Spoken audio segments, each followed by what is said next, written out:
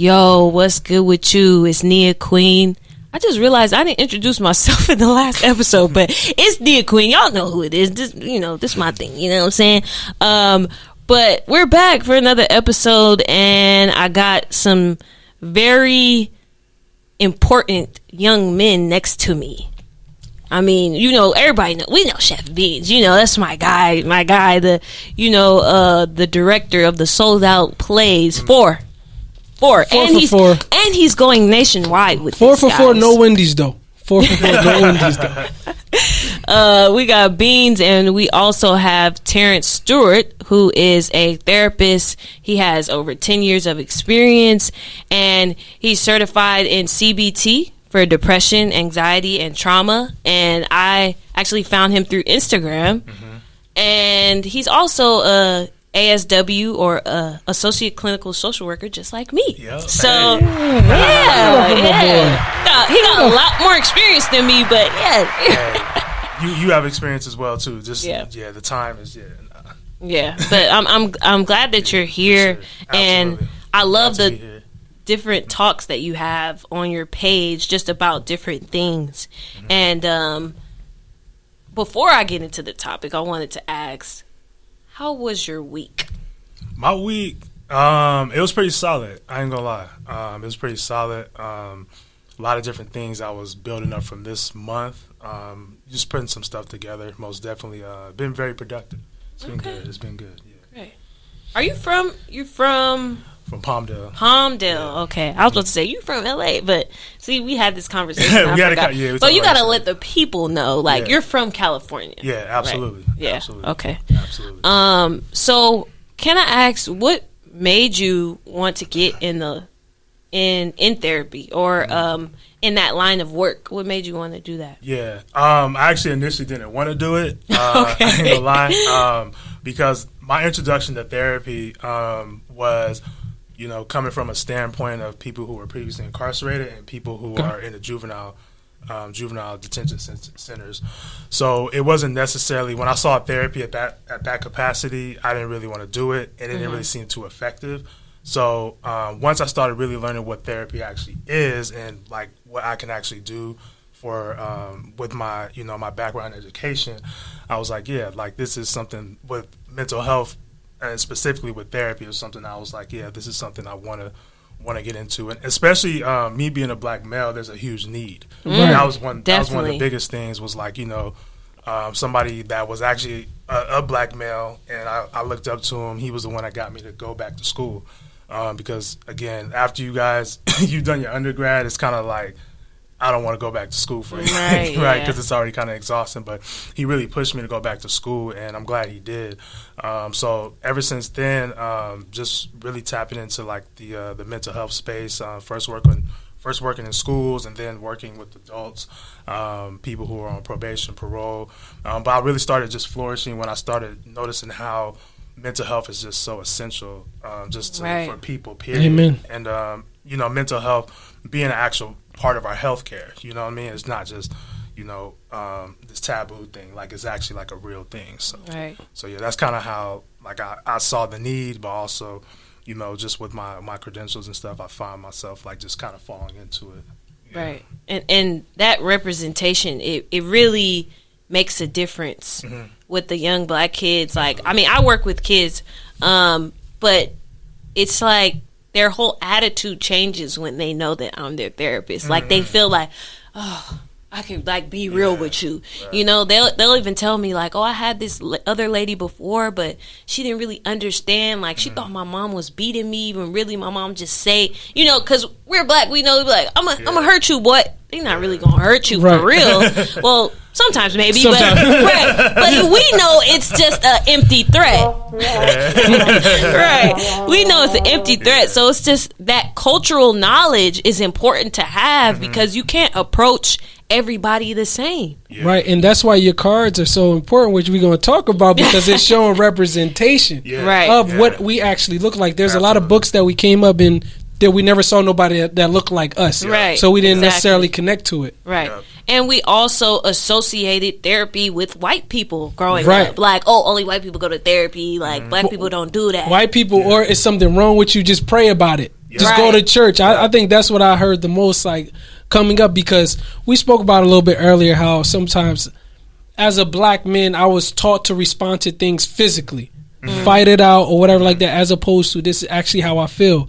Or if I do get into the realm of something maybe going on internally, just go pray about it, go to church and different things, as opposed to being specific with dismantling these knots of emotions that may have sprouted inside of you. Yeah. Most definitely. And I think, you know, when somebody does see you, Nia, like, you know, especially if it's a child, especially being a black woman, they'll see like that familiar face, you know? Right, so it eases, it kind of breaks down that barrier and eases the tension, you know what I mean? Because, you know, going to therapy, mental health is very intimidating, you know what I mean? So as you're saying, there's a lot of stigma around it and everything like that. So just seeing somebody who looks like you, you know, there's a lot of doors and stuff that can open up when there is people in those spaces. Yeah, and it's a lot. Well, I wouldn't say it's a lot. It's a good amount of black female therapists, but it's even smaller amount for black male therapists. Yeah. So I love when I see that. I'm like, oh yeah, let me talk to you, brother. Like, I want to talk about this, because it's just like, it's so hard to find. Literally, I've been at my job for almost 3 years, and this year is the first time I've seen a black male therapist like in my department. Yeah, because you know what I was like thinking about listening to both of y'all, me and therapists. This is just my own understanding or interpretation. As a black man, I feel as though we're taught to go like this when it comes to a lot of people problems. Just focus on your problems. When it comes to other people, just shut them out. And as a therapist, when you're dismantling or telling someone, I'm going to share space with you so that we can figure this out for you, I think to a lot of like black men in their mind, they're like, why would I sign up to take on someone else's weight when I already got the weight of the world on my shoulders? Right. And I think I commend anybody in that space, because I also know the weight that comes with just operating in your skin. Right. Both male and female. But you get what I'm saying? It's just, I feel like emotionally women have more space to be emotional, as opposed to a lot of black men who are taught to, you don't have emotions. Right. Yeah. And it's, the funny thing is, I was having a conversation with somebody about it, but like I started noticing after we talked about it was like men, like when we talk to each other, we usually like side by side. You know what I mean? Rarely like do we like ever be face to face with each other talking to somebody. Wow. You're right about that. So like, for example, like we're all hanging out, we're not gonna, you know, usually like me and you talking, like we're probably gonna be right next to each other. Like, right next to each other, but looking at something. Right. Or we talking like this. Exactly. And it's very uncomfortable too. Like if you're, you know, especially if you're face to face with somebody and like have eye contact. You know what I mean? Because there is a lot of, you know, there's a lot of different things that go on in our psyche, especially as black men. I'll say specifically as black men in LA. You know what I mean? Because we have this whole like mentality of like somebody that looks like us is our rival. You know what I mean? Or somebody that looks like us isn't necessarily our friend automatically. You know what I mean? Like we don't have that capacity yet to see somebody as a friend before a foe. You know what I mean? Yes. And I think with eye contact and everything that you say, I didn't mean to cut you off, you did. But when it comes to eye contact and men standing that way, I think there's a level of intimacy that comes with eye contact. Yeah. And with intimacy, you're thinking, why is this man trying to get close to me? You trying to attack me, and you automatically go into defensive mode. Yeah. So I think standing like this is more non-threatening. If we're standing face to face, it has to be some type of business interaction. Yeah. Why are we standing face to face for leisure? And then that's when you get into what you like gay or something. Yeah, it gets deep. I did not know that y'all do that. Yeah. Y'all don't look at each other. Yeah, just next time you in a social setting, just peep like how men are talking to each other versus a dude trying to holler at a chick. He trying to holler at a chick. He trying to show her like, yo, like. He trying in her face and like looking at her in the eye. But when it's dudes and y'all usually drinks in this and whatever, it's kind of, oh yeah, word. Yeah. Oh yeah, cool. Yeah, and then probably like focus on something else. Wow. Wow, I'm learning every day. I love this show because I just be learning. I had no idea about this, but I didn't even ask Beans, how was your week? You did. You did. Yeah, I'm sorry. And I was just kind of like... Yeah, we got into a good conversation, so I kind of forgot. But yeah, how was your week? My week is... It's funny that you asked that because... a lot of things happened. So I got a roommate who moved out, and as I was able to put the aesthetics of the apartment the way that I wanted to, I noticed how much it impacted my mental health. Because your crib should be your sanctuary. It should be somewhere where you're able to come to in a very free-flowing way. And I didn't realize how much pets or certain things like that impacted that. So I'm happy at the elevation that I've noticed in that regard. but also a lot of opportunities have been coming my way from screenwriting to, what would this play look like if you had this type of financial backing? Right. A bunch of different things, manifesting.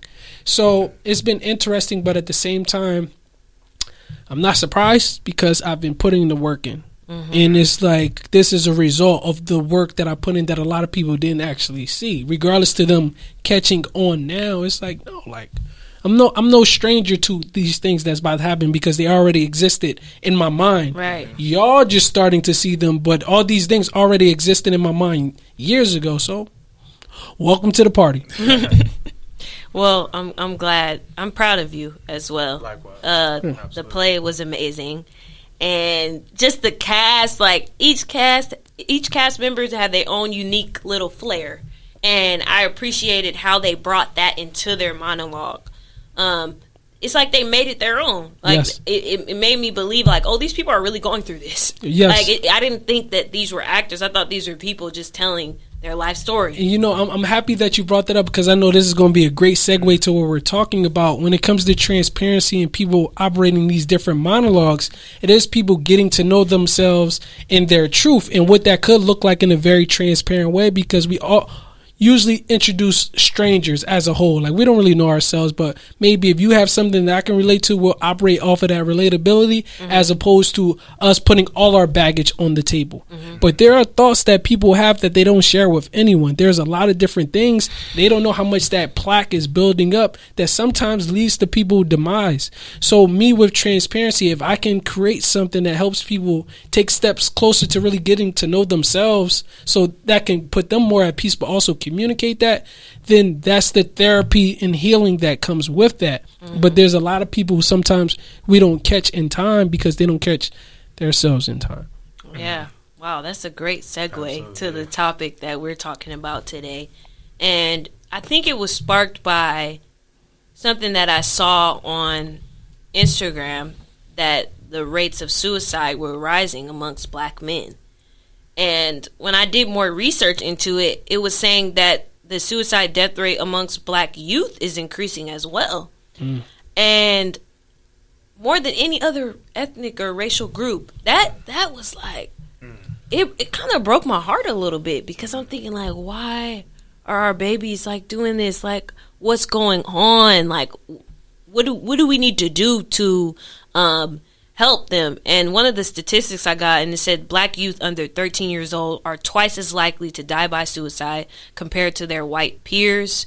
And self-reported suicide attempts increased by 73% for black adolescents over the last 25 years. I was just like, dang, like, thinking back to my childhood, right?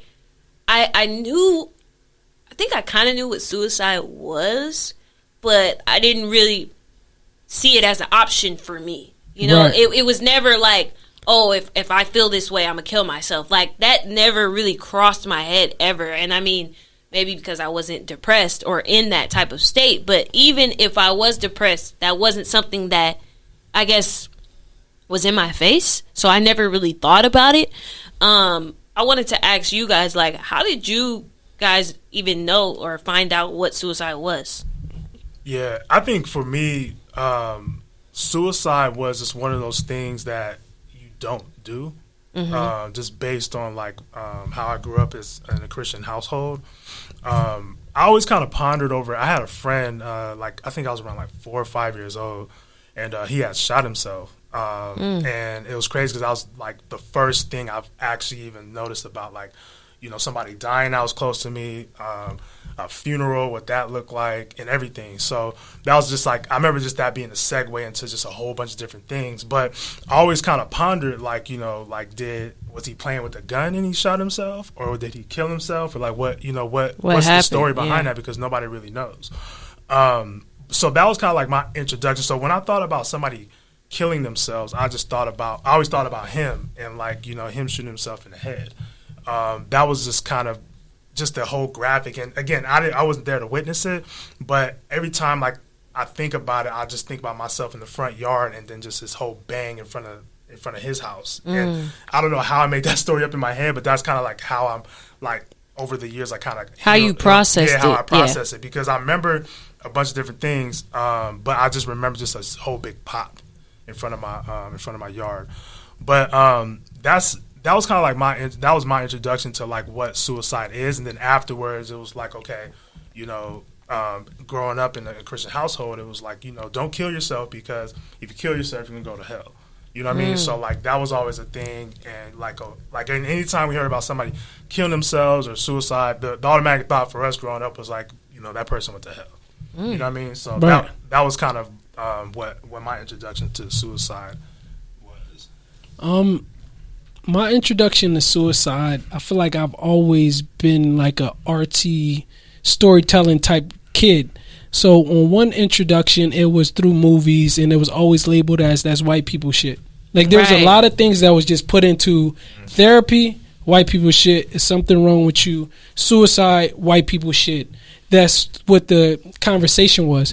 But I think then on top of that, seeing people addicted to drugs or alcohol, I think creatively as a youth, I also deemed that as suicide, because you've kind of killed your direction of life where you could go. I looked at people as zombies in that regard, kind of like they're not alive to me.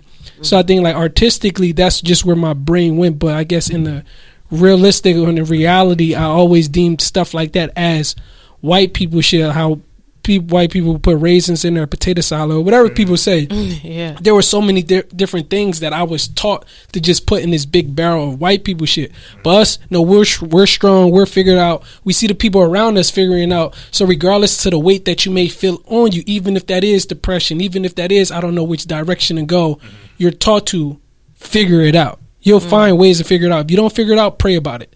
The Bible will have the answers for you.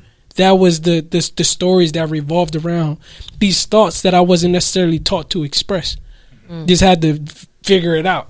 Right. So would you say like you were at a young age when you saw what suicide was, like in movies and stuff? Movies. You were a kid? There was never a filter on my youth when it came to what I was exposed to. Never, like I think some people have a filter, so when they do have those aha moments, I could tell you the first time I've seen Players Club as a kid, or certain things like ass shaking and all that. It was no filter. Even when they said this grown people business, I was never too far from ear hustling from grown people. So I knew everybody's business. I knew all these different things. Or sometimes them not having no filter, where there's a kid in the car and you just hearing people argue. It's kind of okay.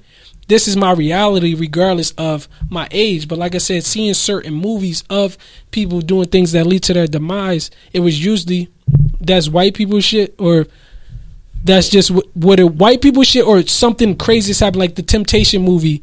One of the singers who shot herself at the end of that. It was like at that point, you've already been taken advantage of in the music industry. You're addicted to the bottle. Your wife is probably about to leave you. Things that lead to that demise. Not I'm being bullied and emotionally I just can't handle this. It's usually things that led up to that. So if it wasn't white people shit, all these different things happen to you to pull in your glove compartment, to pull out a gun, to bang it out. Right.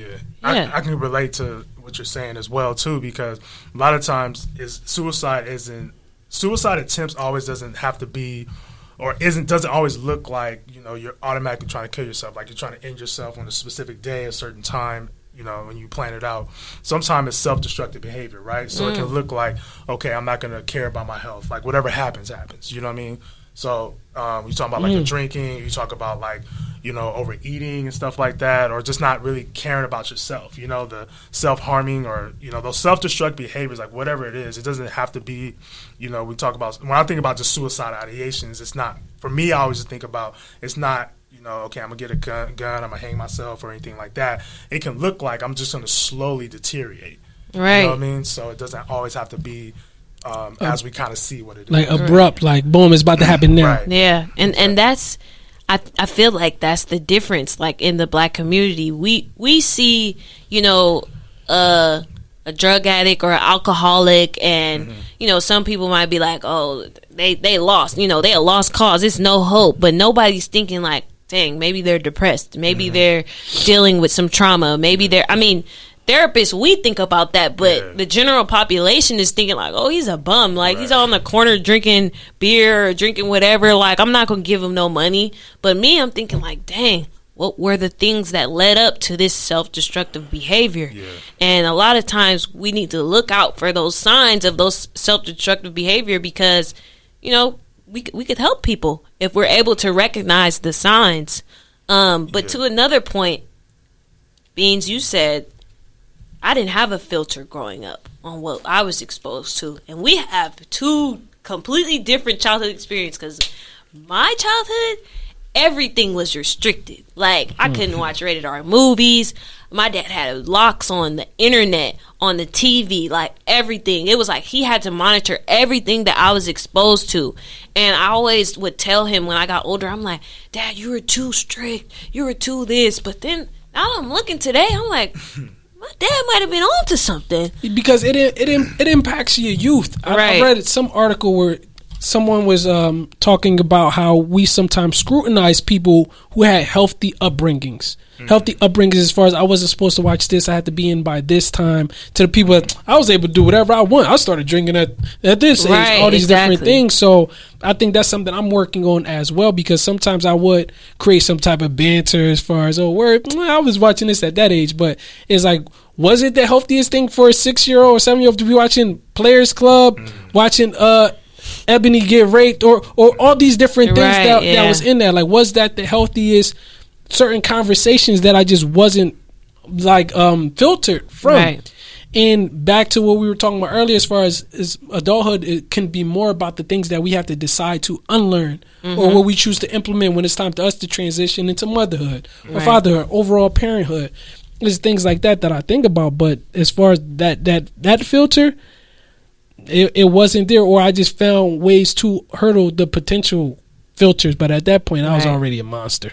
It was too late. Y'all showed me too much at this point. I often think about that too. Like, even, I grew up I think I kind of grew up in between. Like, stuff was locked, but I figured it out. I figured out how to watch, HBO late at night, and like, I figured out the code. I know what the pin is, like, but you know what I mean. So it I don't know. I feel like with the exposure as, like, especially like young kids, as we're kind of getting to the conversation as well too, or the topic, it doesn't necessarily, one way isn't good, one way isn't bad. You know what I mean? Right. Like, we still, like, if we're watching certain movies and stuff like that, there needs to be education around that. Right. Exactly. You know what I mean? A lot of times we just like trying to sneak and watch these movies and no interpretation. You have no information. And you think, and when you grow up, you may subconsciously think a lot of that stuff is real.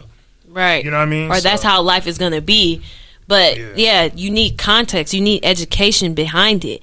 And the reason why I brought up the filter thing is because I strongly feel, I don't know if this is like true, and I don't have any like evidence right now, but just based off the clients that I see, I strongly feel like social media has been a significant factor in the increase of like suicide. Oh, absolutely. Because the messaging that's told, or like, I'm a sad girl, I'm a depressed girl, like, it's glorified in certain instances without that education.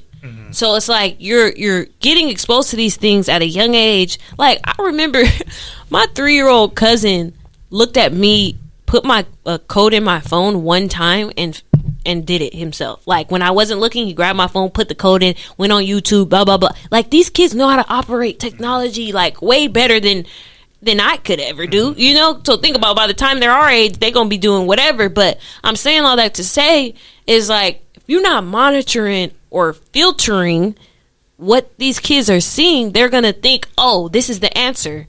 I feel this way, so the answer is suicide, because that's what I saw on TikTok, that's what I saw on Instagram, that's what I saw on this TV show. So, I mean, you guys can give your perspectives on, do you think that social media is to blame? Or is there other factors? I wouldn't necessarily say to blame. I would say it impacts it, though, because I think a lot of it is attached to ego and how these kids feel about themselves, which is the household. So on social media, I feel like we're at a day and age where information is more accessible than ever. Back in the day, if somebody wanted to get some information on a book, they had to go to the library, read the whole book just to get it. Now you can Google and it'll be paraphrased, broken down. So that's how accessible information is. But on top of that, you have a bunch of people who's comparing themselves to what they think success looks like. You have your parents telling you success looks like going to school, 4-year degree, master's, doctorate. You got, on the other lens, you got a 5-year-old on YouTube who making millions off of opening toys. So they're confused to which route should I go. It's that confusion aspect to, I'm also being taught not to express my emotions, but this is how I feel. I just feel like it's an amplification of a lot of different things and how they're being pulled in different directions. And they don't know which answer to go to. Right. Because you can use the internet to find whatever answer you want, the good or the bad. If you say, I heard that going to sleep later makes you more depressed, you can find that. I heard going to sleep later makes you less depressed. You can find a bunch of articles on that.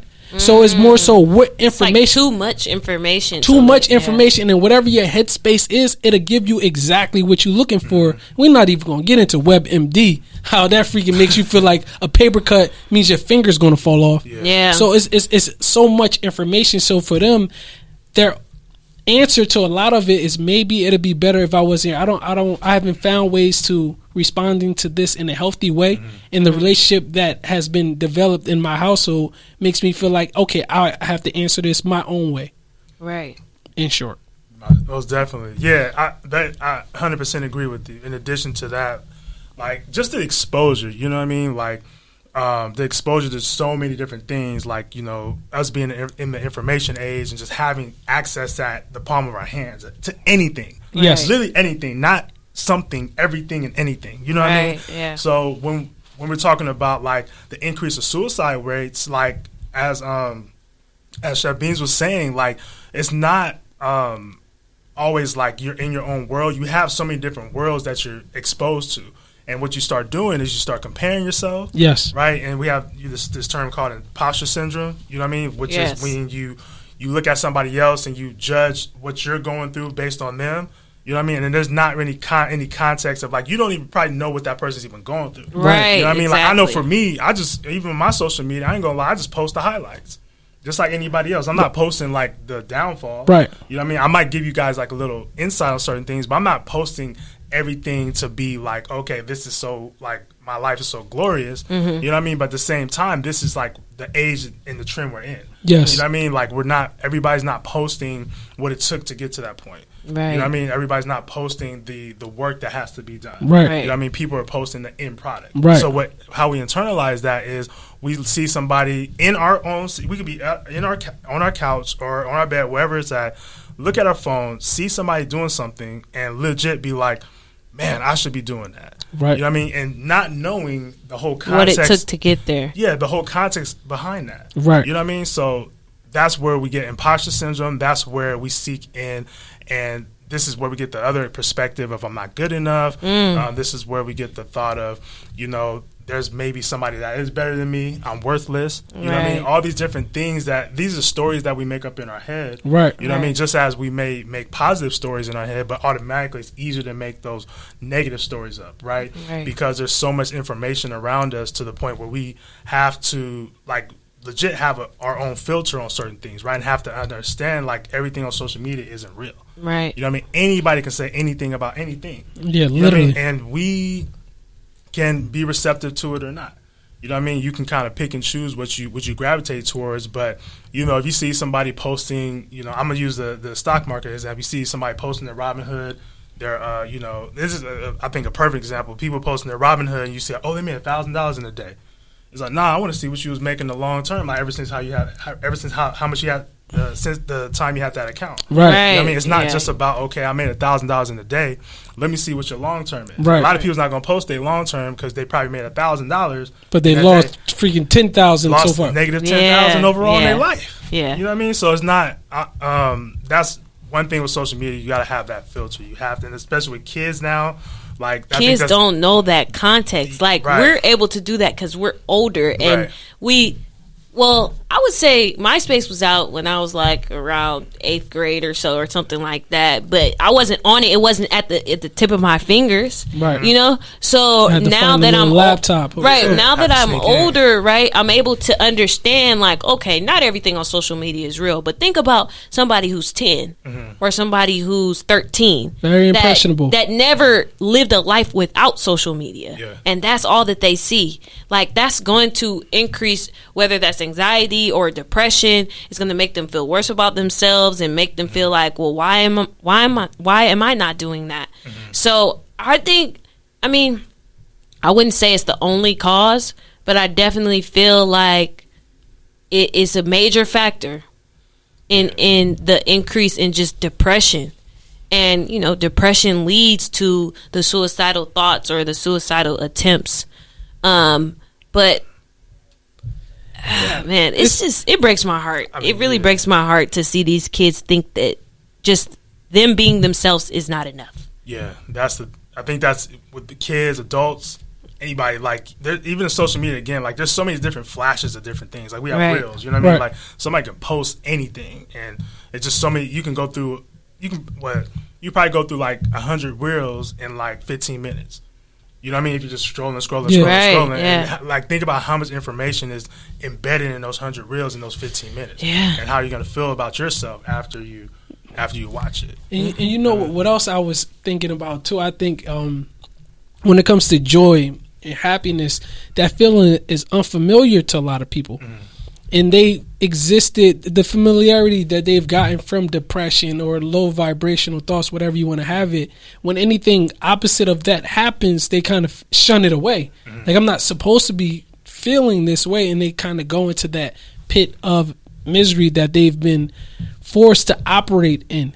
I try to go back to the root, like what you were saying about a person, let's say, doing whatever, panhandling on the side of the road. Like, how did they get there? But you don't know what experiences that they may have had that they probably tried to express that probably was shunned away or never taught to express. Right. So they were just operating based off of the result of their own depression or anxiety, these words that are kind of buzzwords now. And then on top of that, can I get something off my chest? Yeah. Is this a safe space for me to get something off my chest? Yeah. Mental health, though, is a great thing that is more of a trend and things now. There is a lot of false prophets out there. There's a lot of people who don't have the information that actually set someone up for success. So you have people who are just what I call the repost warriors, doing different things like that. But it's like, are you actually living that and applying it? Then on top of that, what's your source of information that you're operating in this? So if an influencer says, this is how you're supposed to respond and heal from a breakup. Oh, the best way to get over somebody is getting under somebody, or different things like that, and you're using that as your source, and you're still in the same situation. It's like, this was your source, or the best way to do response after this is doing these negative things. That's your source. So I think that's though it's very trending, mental health, that's beautiful, but people got to do a better job at doing more research on their source of rescue. Yeah. And that can be very dangerous. You know what I mean? Again, like, mental, extremely I don't dangerous. think people realize, and I say this all the time, and I'm going to keep saying it, is that mental health is part of your health. Yes. Period. It's not this fallacy of like, okay, like, outside of myself, or it's not like it's not spiritual or anything. Like, it's part of like your mental health. Like, your mental health is part of your health. Right. Yeah. You know what I mean? Because, you know, you have high blood pressure, you might be stressed. Right. It's all connected. It's all connected. So, you know, it's very, and I know there's different variations of people healing, which I'm not knocking, just as I'm not knocking, like, I know I was bringing up like religion and stuff like that. I'm not knocking like whatever works for people. Right. But you have to be very, very careful about what you're saying and what you're advising people to do. Right. You know what I mean? Because, like, for us, it's a liability if we, you know, say certain things. Right. Yeah. But anybody else can go on there and say something and it'd be very, very harmful. You know what I mean? And, like, you know, and nobody has to hold them accountable, so they can say whatever they want, whether it's based in research or just what they feel. Absolutely. Yeah. Absolutely. Another topic that I wanted to get into, well, a topic within a topic, is just, I want to know if you guys think or have seen anything in the Black community that's harmful or that can contribute to, you know, an increase in suicide. Or what I should probably say, like, what are things that you experience as a Black man that can contribute to suicide? I think that all factors in how people respond to others, because people don't know how their words or different situations can impact somebody. For example, let's say is a chick who calling a dude broke ass nigga, but you don't know what he's done to get to whatever finances that he's at today. Right. And for you to tell him that that's not enough, that could be just enough for him to feel like, damn, I'm not getting love romantically. I'm already not getting love at my job. My family doesn't even rock with me. All these different things. Maybe I'm not enough. Or for a woman aspect, when people are talking about women, whatever, look at flat ass butt or whatever. You don't know if she's been suffering with those different, like how she perceives herself body her whole image, life, body image, body shaming, things like that. You know, so I think people just have to be mindful of the things that are better just left unsaid, regardless of how you feel. I think that's one aspect of it. But what we say all the time. Nah, growing up, my family, we hike on each other. That's just how we show That's up. exactly what I was gonna say. That's a part of our culture, but is that helpful or is that harmful? And is give or take. So on one end, I can say I also come from that same type of family, but I also remember as a kid, some jokes not feeling like jokes to me, regardless if they were jokes. Right. You know what I mean? Yeah. And developing that, okay, so it's back to what we were talking about, how we're taught to respond sometimes physically, or somebody's verbally abusing you, verbally abuse them back. Don't just let them say that about you. Right. And you kind of taught that to now back to adulthood. Even if you're getting cursed out by a woman, now you can decide to walk away. But if you still operating in that same vibration growing up, bitch, go ahead. And now it's just going like back and forth. Right. So I think verbally is a great place to identify how are we responding to each other, or even getting sexually. Sometimes, her box was mad loose, or he got a little joint, just different things like that. You really don't know what's something that can just tip a person off the edge. Oh, she got all these bodies, or whatever. It's so many different things just verbally. Right. That can just tip a person off. But I feel like, what do you think? Yeah. Well, think about this. If you have a talent show, right, and it's all black audience, right, and the people's up there singing. Okay. If the person can't sing, what do? We point it out. Yeah, we laugh or we boo them. Right. Yeah. All right. So, we like, exactly. After Apollo, the little clown come out and sweep them off the floor. Perfect example. Yeah. Now, if that person can perform, what do? We cheer. We cheer. We right? scream. Yeah. Exactly. So when you're saying that, I think about sometimes us being in the position of booing people more when they actually probably need to be cheered and encouraged. You know what I mean? Because there's many times in the black community specifically where we lack the support or understanding of how to support somebody. Right. You know what I mean? We're very critique. Like we critique people the most. I think just within our culture, like with our food, our music, everything. You know what I mean? Like somebody can't cook at Thanksgiving. What you doing? You talking smack. Who made this? Who made this dry turkey? Yeah, like what? And that same mentality goes into when we talk about somebody not being well. You know what I mean? Like if somebody needs help. You know what I mean? Oh no, it's that person's just crazy or whatever. Right. You know what I mean? Some people, I even talk to black folks, and I know I don't get like too clinical, but people still think 5150 is a diagnosis. You know what I mean? 5150 isn't a diagnosis. It's something that is a law that's put into place to be put on psychiatric hold. Like there isn't like a treatment plan or anything to 5150.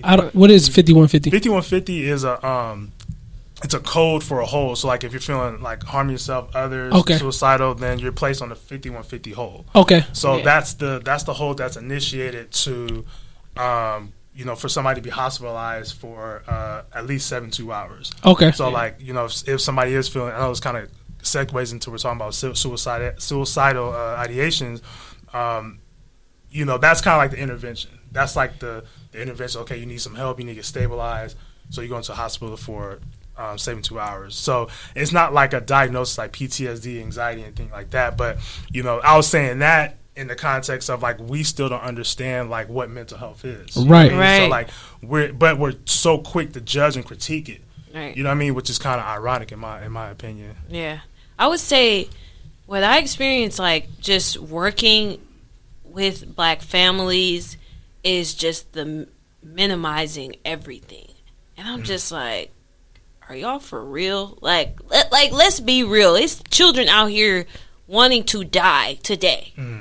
Not thinking about what's going to happen after and blah, blah, blah. But I see a thing like in black families. It's like, You got a roof over your head. You got brand new clothes. What you got to be sad about? Yep. You don't even have to work. All you got to do is go to school and come home and do your chores. What you got to be sad about? You get what I'm saying? And it's just like, which is projections from the parent. Exactly. Like, it really frustrates me because it's just like, oh, they just doing this for attention. They'll say something like that. They're just doing this for attention. And I'm thinking, like, your kid could have been gone. Yeah.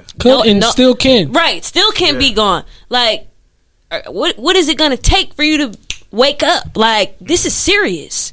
And it really makes me mad sometimes because I'm like, we have to unlearn some of those things. Like, I get how, back in the day we needed to be strong, and maybe even today still we need to be strong, but there's certain times that we need to love on our children. And I'm happy that you said that, because something that I'm also embracing now, strength and softness. Mm-hmm. There's strength in softness. We're taught that soft is weak. Right. So an opportunity to be soft with your child, if they are expressing something, take that opportunity, because I think it's just perceived different. Some parents just want to look so strong or minimize this because this isn't on the same level as far as me trying to figure out how to pay the car note. Right.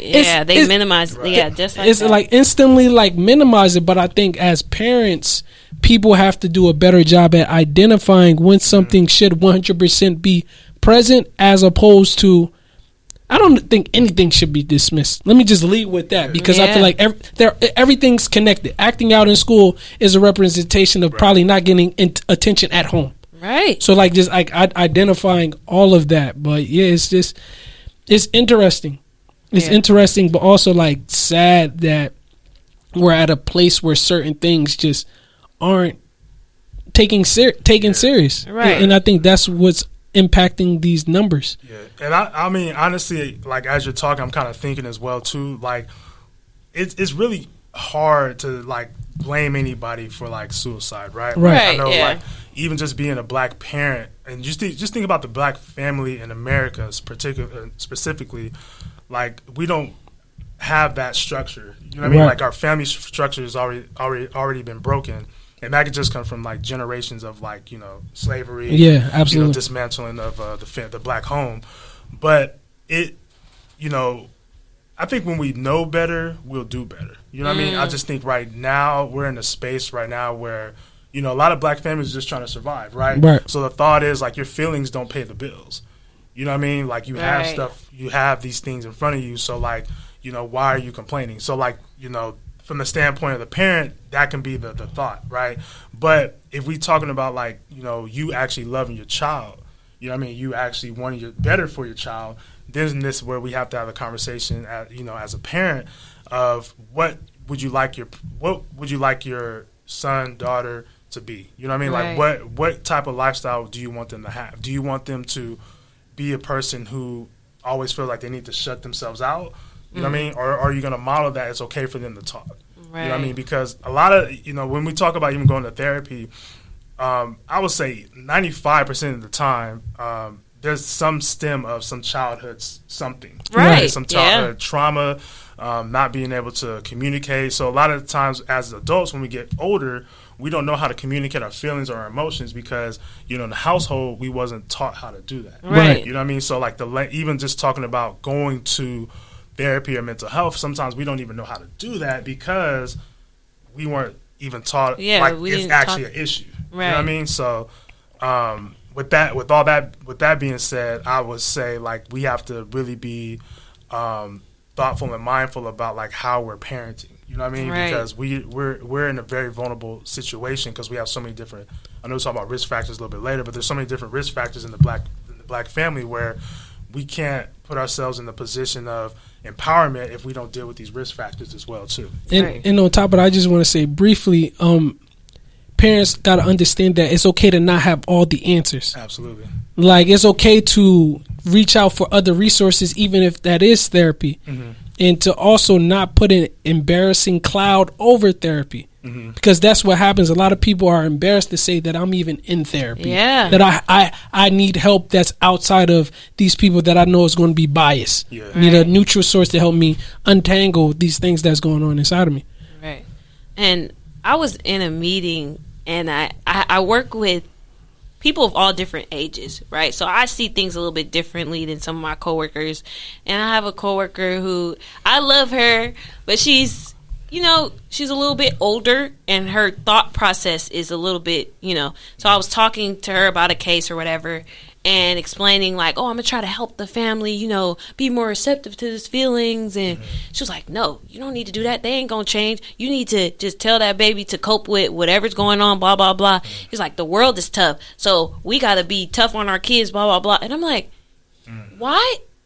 Okay, so if the world is already tough enough for a black male, why do we need to be tough on him in the house too? Like, if you're saying he can't get love anywhere outside of the house and he can't get love in the house either, like, how does that make him a better man? That doesn't make any sense to me.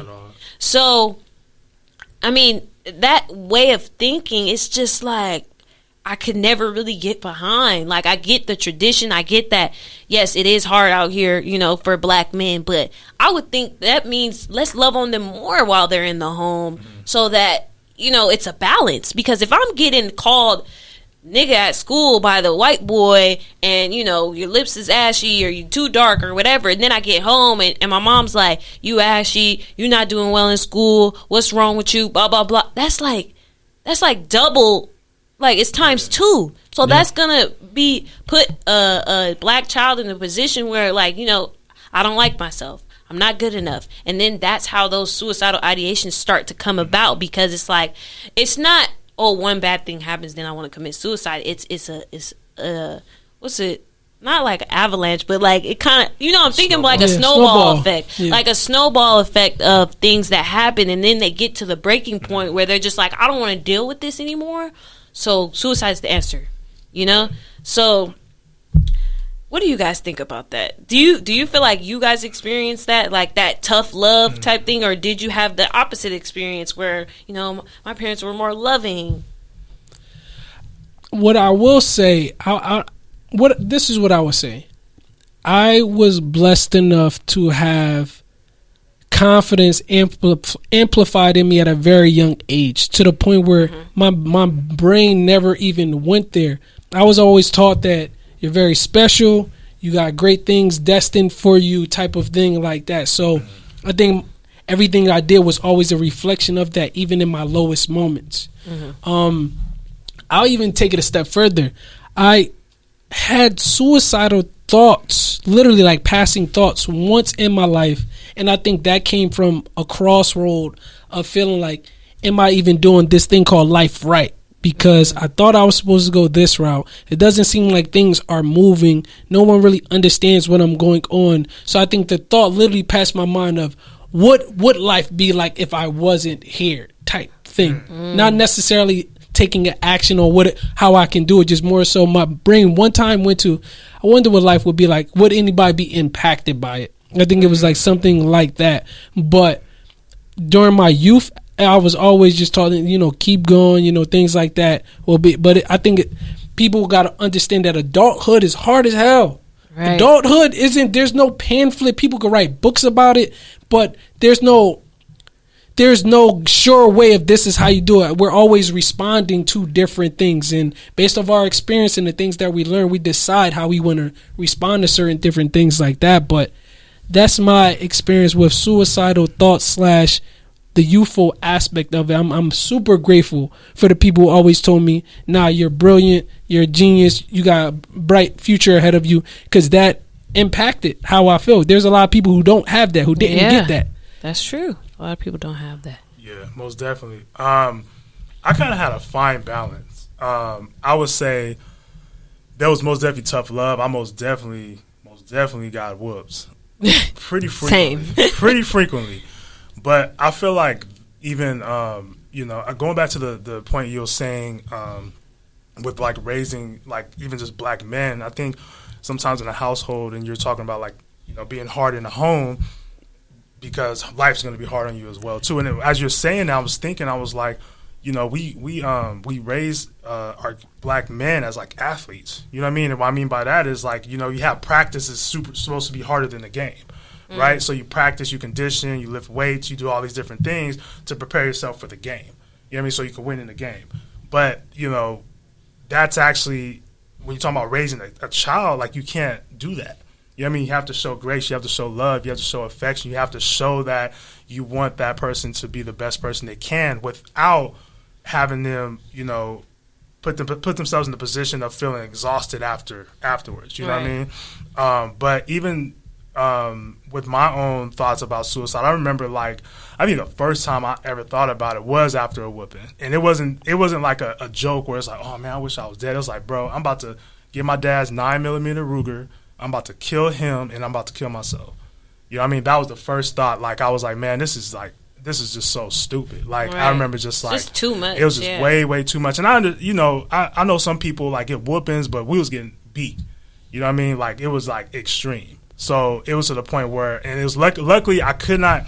He had the gun is locked up, and I could not find a key to open up the case. Right. And that's the only reason why I'm here, and he's here, to be honest, to be 100%. But then, like, as I got older, it wasn't always implied to me of, like, I've had, like, different affirmations from, like, my mom and other people, but it wasn't always instilled in me. It was like, okay, you can be, great, or you can be, like, this person. You can be anything you want to be, right? Mm-hmm. So I think just as I got older, and then just even navigating, I know the other time that was real prominent in me, like, having suicidal thought, was to the point where I was just super overwhelmed. You know what I mean? It wasn't really and when you have suicidal thoughts, I'll say this much, like, that's literally like you don't see any way out. Right. You know what I mean? You don't see anything beyond the situation. Yeah. You don't understand that what you're going through is a circumstance. You know what I mean?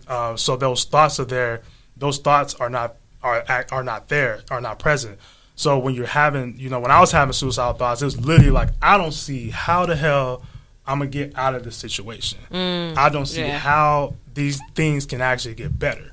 You know what I mean? So the only way, I feel like so many different things are out of my control. The only thing I can control right now is taking my life. Right. You know what I mean? So, like, the second time, it was, I think I was about like 20, I think I was like 25, 26 or so. But that was like a really pivotal point in my life. I was trying to figure out what I'm going to do after college. I was working like 2 jobs. I was like not really doing too much, but nobody would ever know because I'm always out. I'm always doing things. I'm always at the parties. I'm always doing all these different things. But at that point, I was like, man, I don't really see, like, and I remember, like, there was a breakup around that time as well too. But, like, when you have so many different things, but you lose all those things that, like, that you identify with, it's very hard to see anything outside of that. You know what I mean? So, like, I would say anybody, even just who's listening, that's like thinking about, suicide ideations, one of the things you have to really firmly believe is that things will get better. Right. Yeah. You know what I mean? Because one thing, and I would say too, like, even growing up in my household and, like, in a Christian household, I'm not sure any other households, but, like, if you're Christian, the thought is, like, kill yourself, you're going to hell, right? Like we were saying earlier. Yeah. So, like, that sometimes is protective. That was also a protective factor for me as well, too. It's like, I don't want to go to hell. That was my thought. But I also don't want to be here. Right. You know what I mean? So, like, if you have to really firmly believe that, things can get better, and understanding, like, things that may have identified you then as you may be lost, that's maybe triggering those suicide ideations. Like, there's other things you can identify with. You know what I mean? There's other things you can get yourself involved in. There's other, it's not just this one thing. You know what I mean? And I feel like, we do, even just in general, we focus ourselves on one specific thing, and we don't realize, like, there's so many different things in this world that we may have not even tapped into.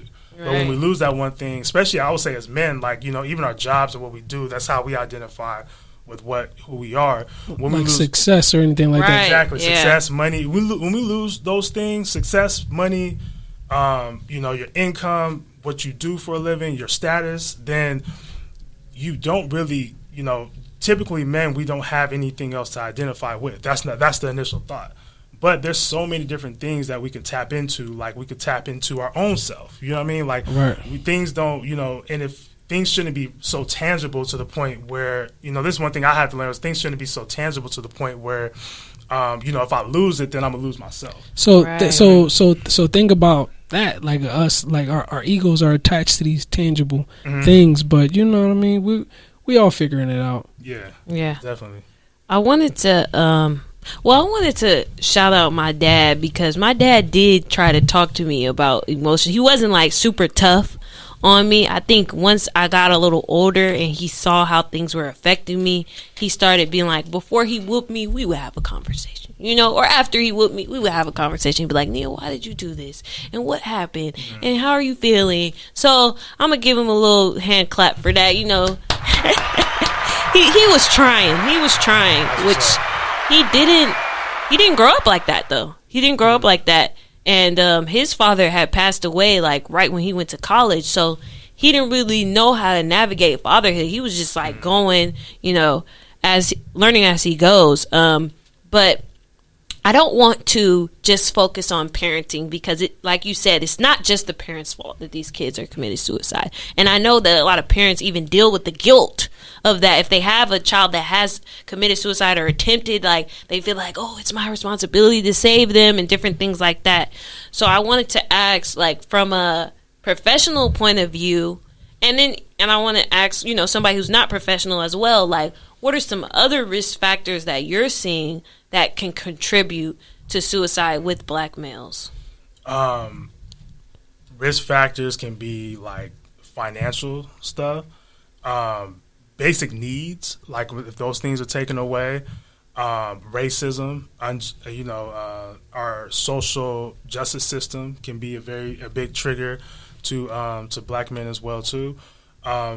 But it's all those things are, you know, these are things where we can't control a lot of times. Right. Like these are when we talk about, like, you know, systematic racism, and how that impacts, like, you know, where we live and, you know, how much money we make and, you know, what we can do in our limits. You know what I mean? So when we talk about those different things, then we don't have the access to other things like mental health, and like we don't have the access to, like, or see the thought of like seeing a therapist, because we're so caught up in the day-to-day and like in our survival mode, you know what I mean? So we don't have the opportunity to like actually like reset and be like, okay, I need to like focus on my mental health. But the risk factors, I would say those are most definitely the risk factors that I'm just thinking about from my own experience. Also too, not to get back on just like the parenting part, but just like the support. You know what I mean? Like not just like within lack of support, maybe. Yeah. So like if it's not getting at the home, then can you get it? Like, can you confide in a friend? You know what I mean? Like the support part is really, really big, and I feel like we don't have enough spaces to even just express that we are feeling suicidal. You know what I mean? There's a lot of friends I've talked to that I didn't know, as they probably don't know, that we were probably suicidal at the same time. You know what I mean? And just didn't know it because of the, you know, the dynamic of, okay, we're not going to talk about it. Right. You know what I mean? So that's one thing I feel like, just that support and having that comfortability to be with, to have somebody to talk to and be with somebody through those, to work through those emotions as well too. Yeah. And I was just going to jump in. I think you talked about it a little bit. I think a lot of it comes from feeling like lack of being in control. I can control if I'm here or not, though. I can control my life, but I can't control how I feel based off of losing this job or that my ex broke up with me, because this was the first time I ever felt fully vulnerable, or different things. I think it's more about how people respond to situations when they feel as though they're not in control. So that, I think that's the larger umbrella. I can go on for days for specifics, but it seems like that's a commonality. Like I can't control continuously being bullied, and being bullied isn't the only reason why people do that, which is that might be oh, they were bullied, this is the why they did that, or they wasn't feeling support in this area, but it's a large thing. Right. Maybe they felt as though they hit the ceiling on their success and there's nothing else to reach for. Right. It's like, what else can I do in life? I'm bored, or I'm alone. I have all this success and no partner. What's the point of me even being on here? My kids don't talk to me, because there's suicide on the other side of not just the youthful aspect. Right. Adults who do it because they feel as though whatever, and if they're doing it at their own demise, attributing it, whether it's medically, pills. I'm gonna just keep taking pills, or I'm not noticing my intake on that. It's so many different things, but usually I feel as though it comes from a place of not feeling as though they're in control. So the thing that they do feel as though they can control is whether they're here or not. Right. So let me lean into like that last scratch that I can get off. Yeah. And I was thinking, I believe that in general, suicide rates are higher with males, right, than it is with females. I'm not sure. I mean, I'm pretty sure I saw that statistic somewhere. Okay. But when I think about that and the stuff that men, are taught, but then I think about a black man and the stuff that he's taught and that he has to go through on top of just being a man. Yeah. And it's like, dang, that's a lot. Yeah. Like, I can see how we would have a higher rate because, we go through more stuff because of discrimination, because of racism, because of, whatever it is. So it's just, show some love to these black men, y'all. Like, that's why the episode before I'm talking about, we got to hold each other accountable. We got to be unified because, like you said, you never know what sends somebody over the edge. Right. Yeah. So you think you playing around saying, oh, you acting gay because you doing this, but that could send somebody over the edge. Like, come on. Like, you got to be more mindful of why you're saying things and who you're saying them to. In closing, I wanted to ask, I don't know, it might be a two-part question, because I'm thinking, well, what are some things we could look for? Well, I won't say look for. What are warning signs, basically, that somebody might be feeling that way? Because, like you said, sometimes you don't even talk about it. So, what are some warning signs that maybe we may think is like regular behavior, but might be, yeah. I would say a warning sign, and this is just in general, is if you notice a change in somebody that, they're probably really happy and like they're no longer like feeling so enthused. You know what I mean? If you ask them to hang out, they don't want to hang out no more. You know what I mean? You trying to talk to them, reach out to them, they're not reaching back out. You know what I mean? So those can be signs of like, because with suicide, mainly it's like depression. Right. So like symptoms of depression can be like, if you notice like a friend or somebody isolating. If you notice like, they're not as fluid as they used to be. They're sleeping in a lot. You know what I mean? They gained a lot of weight recently. There's different things of those magnitudes that, if you notice a change in somebody at that moment, don't think like automatically they're suicidal, but check in with them. You know what I mean? But because like there's certain things that we can do subconsciously, like when we're depressed, that we may not notice ourselves, especially if you're talking about like gaining weight, like, over certain times, somebody else may notice that. And, you want to be, you don't want to be mean about it. Yeah, but like, exactly. Yeah. But like you want to check in. You want to check in with them like, hey, like, is everything okay? What's going on? And, and just talk to them from there because, again, there's a lot of people that do suffer in silence, and there's people you're like, man, I wonder what was going on. They're famous or, they had money, they had these different things like Chef Beans was saying earlier. But, there's something in their lives that they no longer feel the purpose of living anymore. Yeah. You know what I mean? And there may be signs where those things may not occur.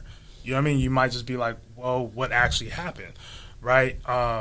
Somebody may commit suicide, everything was good. They may not have been depressed or, or shown that they're shown depressed the signs, but right? Yeah. But there's, that's where we come to the conversation of, you can't really save everybody with suicide. That's like the other conversation that's kind of hard to say is like, every suicide attempt cannot be intervened. Right. You know what I mean? It does happen as part of our reality, right? But there are measures you can take as somebody like that, somebody, or even just yourself, you know what I mean? Like talking to somebody about it, like getting the help about it, because many a times, especially with mental health, we are in our own perspective so many different times that we don't see any other perspective, right? So if we give ourselves the opportunity to have alternative perspective, then we can have this opportunity to heal from these thoughts. And I just want to say, just briefly, Bell Hooks has a book called Rock My Soul.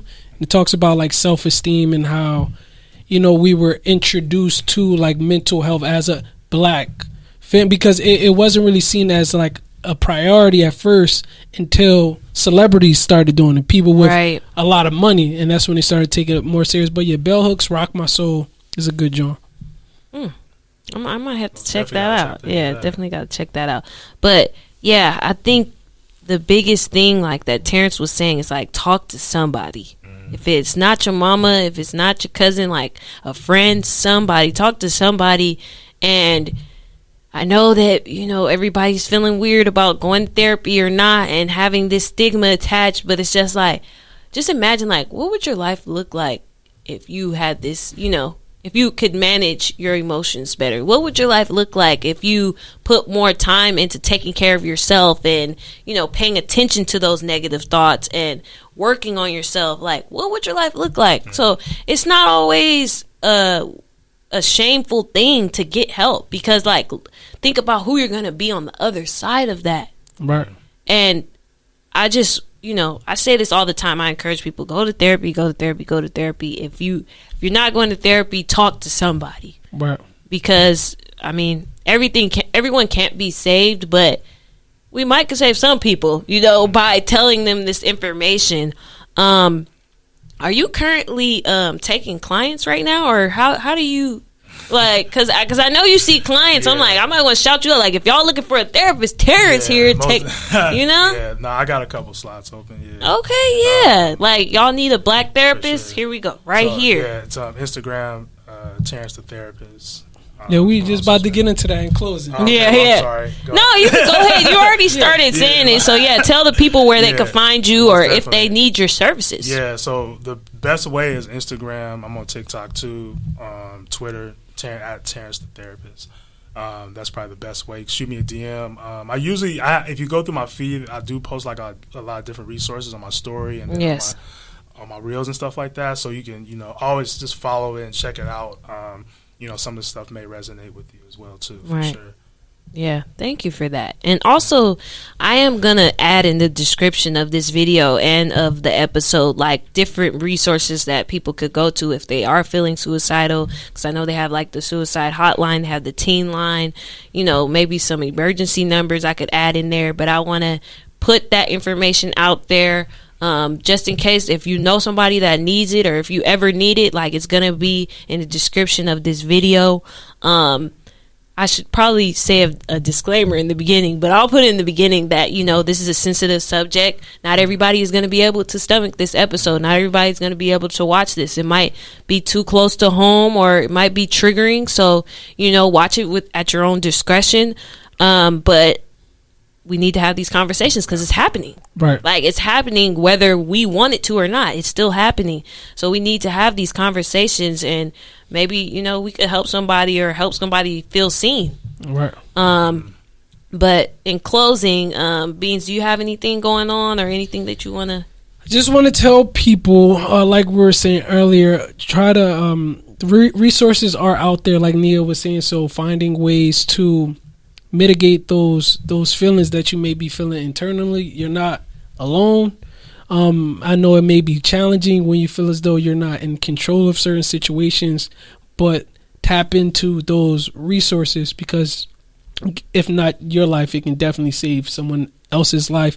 And to listen to your body. Being vulnerable doesn't make you weak. Therapy isn't a soft thing. It's nothing to be embarrassed about, regardless to whatever household that you came in, and be bold about it. I know sometimes people say, well, you got friends and family, but there's something special that happens when you're unloading to a neutral source who's able to use information and studies and things like that to try to help you mitigate what you may be going on. So there's power in that. There's power in healing, and there's power in addressing the weight that you feel on your shoulders. So with all that being said, just know you're not alone and you're loved. And that's all she wrote. There's nothing else to say after that. That was so perfectly put.